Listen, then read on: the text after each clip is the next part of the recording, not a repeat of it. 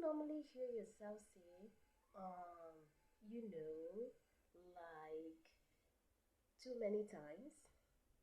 Actually, this is normal, but for your conversation to be more impactful and confident, this kind of words has to be reduced. So if you are joining me for the first time, my name is Love Robert, and this is Code of Speech and Poise with Love. So over here, I create content on communication, etiquette, and personal development. If this is something you would like to be a part of, please subscribe and of course hit the notification bell for when I'll upload my next video. So let's get started.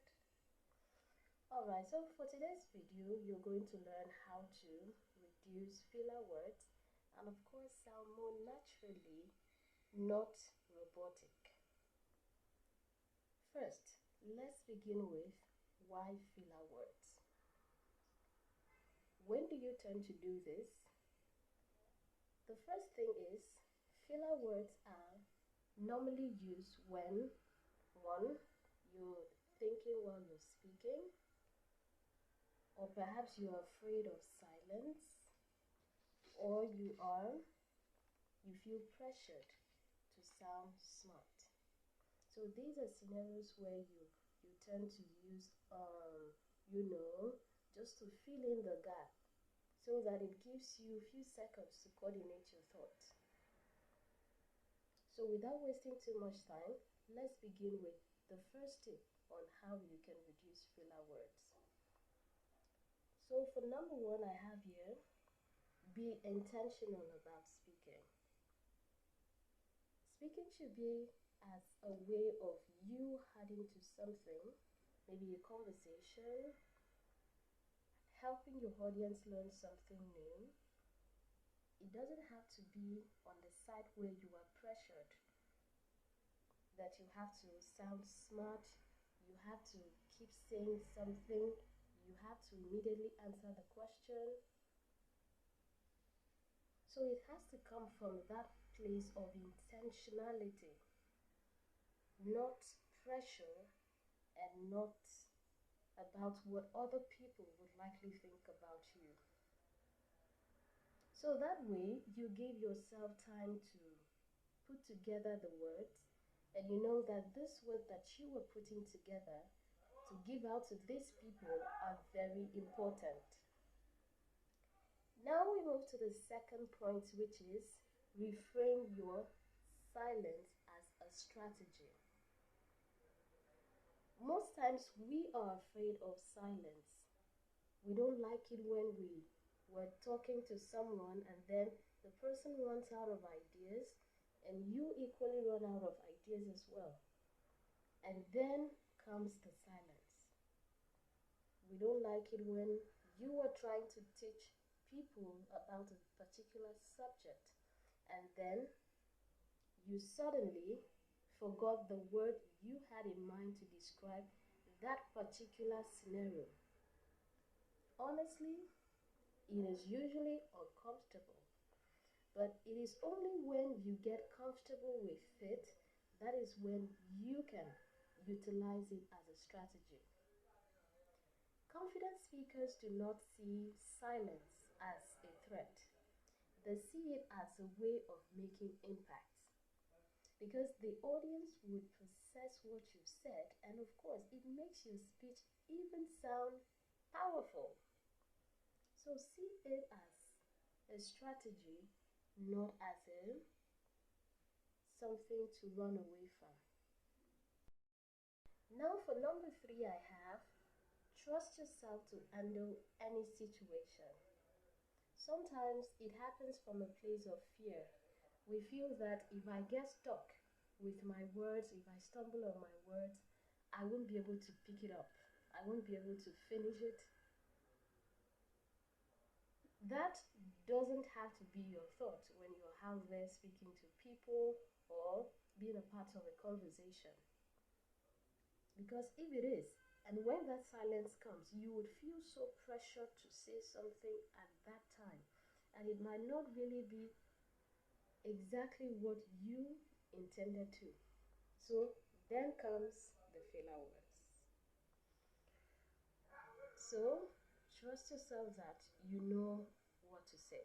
If it's a presentation, if you prepare on it, you know the subject matter, of course you have to trust yourself that you can deliver it in your own words.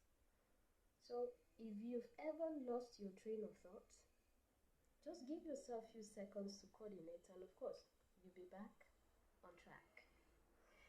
Now we move to point number 4. We have use anchor words instead. So when you feel tempted to say, like, you know, you could say, okay, let's see, now, or anything that appeals to you aside from the filler words.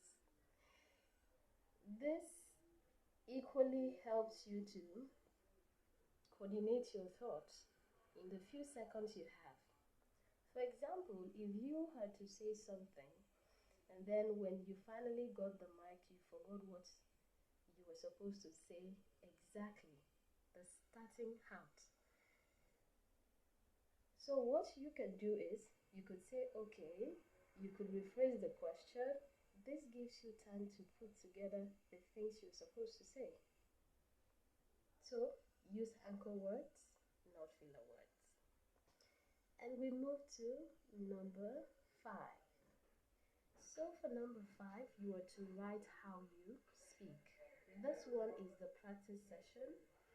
You are to write and record how you speak so that you get familiar with how you express yourself when you tend to use the filler words, and of course, how you can reduce it. Let's get into the practice. So for the practice, I have a 5 days fluency practice for you. So for day 1, you have to affirm to yourself that you would be very intentional about how you speak. This creates that atmosphere for you to try to do your best in making sure that this thing is not a part of you again. And then we move over to day 2. What you have to do for day 2 is read at least 3 pages of a book, just any book at all. When you read, just listen to how you read. Read it aloud, no pressure. Just read aloud. Read as if you're reading to an person. Just do it like that. Just read aloud.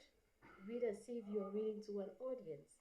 That is just for day 2. And now for day 3, what you have to do is you're going to speak on a random topic for 5 times. And of course, make sure that you're recording yourself with your phone. So you speak for 5 times. First, you speak on, let's use the topic, how my day was. You speak on something like that, and then you listen to what you said. Notice if you had filler words or not, and notice how many times you used that. You go for the second topic, the third, and to the last. That's what you do for day 3. Now for day 4, you're equally going to speak on a random topic, but you're going to write out exactly what you said while listening to the recording. And then from writing out, you see what you said, you see how you've improved, and of course you see things that you have to do to leave out some of the filler words. And finally for day 5, you're going to read that same page that you read for day 2. But this time, read as if you were speaking with someone, as if it's a conversation, and read with pauses in between.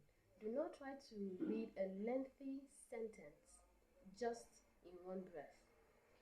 Just try to read and pause so that you get used to speaking and pausing and not reading a very lengthy words or sentences just so that you do not come across as being dull or not smart.